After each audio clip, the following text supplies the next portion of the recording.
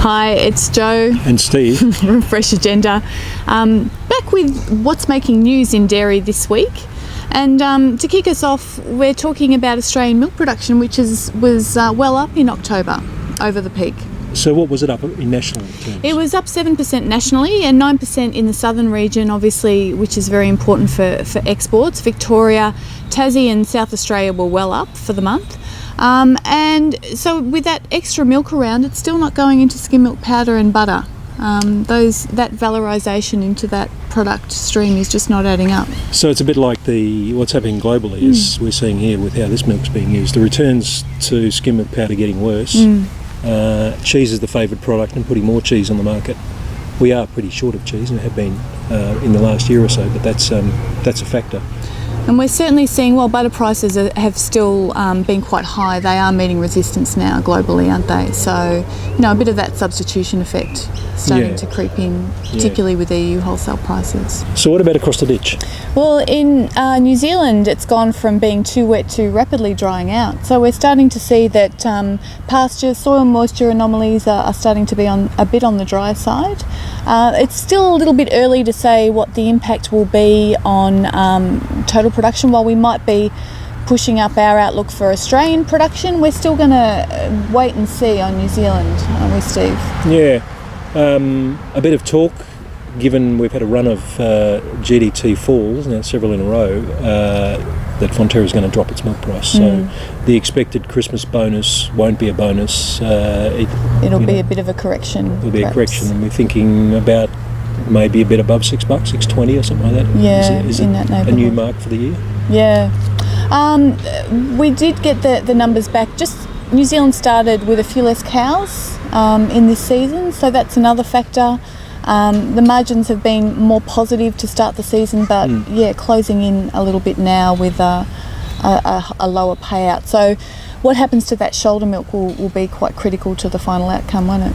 Yeah, but you'd imagine that given the amount of repair to businesses that the last couple of years have meant, so they'll be going for what they can. Yep. So if we look at the South Island, we've seen on those maps, we see it looks like it's baking, but I guess that's a bit deceptive with irrigation being important in their feed production. That's right, and so warmer conditions, irrigation, that will maintain pastures fairly well in that part of New Zealand. New Zealand exports have also slowed a little bit in the latest data that we're seeing this week. Exports to China and Hong Kong have been pretty positive for whole milk powder out of New Zealand, but we're just seeing that start to slow, and that kind of tallies with the fairly lacklustre response of buyers to last week's GDT auction, doesn't it? Yeah, well, exports across the board I think were down. That's right. In the latest data in October, so it is a bit of a worry that the market's holding back. Market sees all prices falling, so buyers are going to be taking a bit of a breather for a little while. Yeah, and that shows up directly in how the GDT performs. That's right. So a fair bit of caution and not much urgency in terms of supply, because they're seeing fairly good supply out of most parts of the world. Okay, speaking of plenty of milk, we can skip across to Europe, where milk supply has been surging.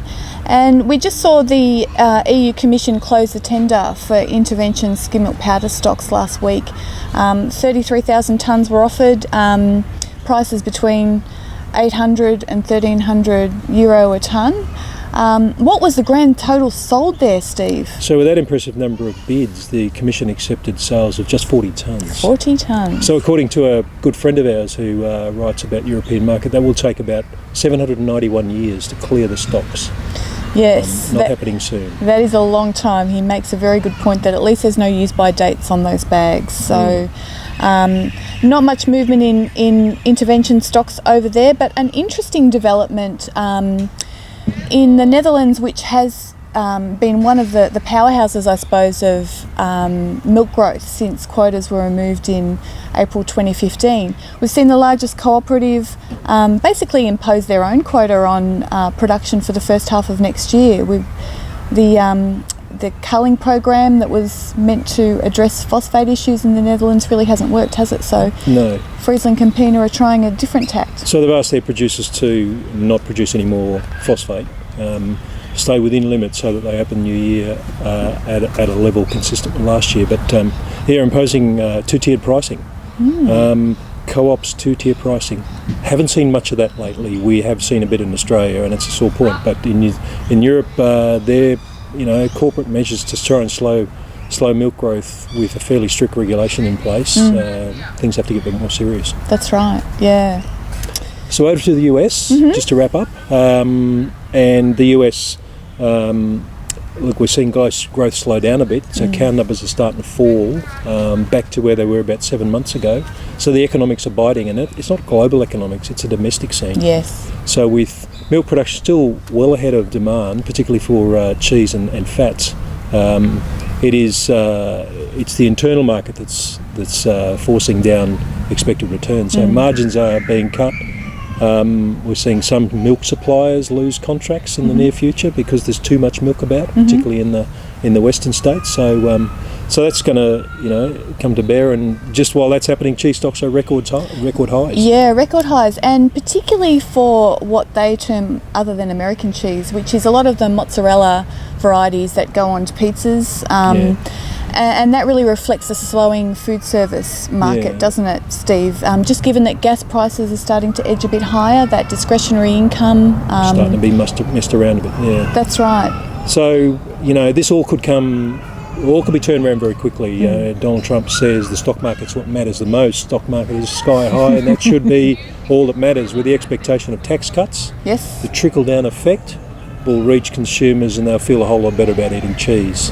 That makes total sense. And if he gets in the cover of time, all will be fine. Yeah, absolutely. That's all we need. That's a wrap.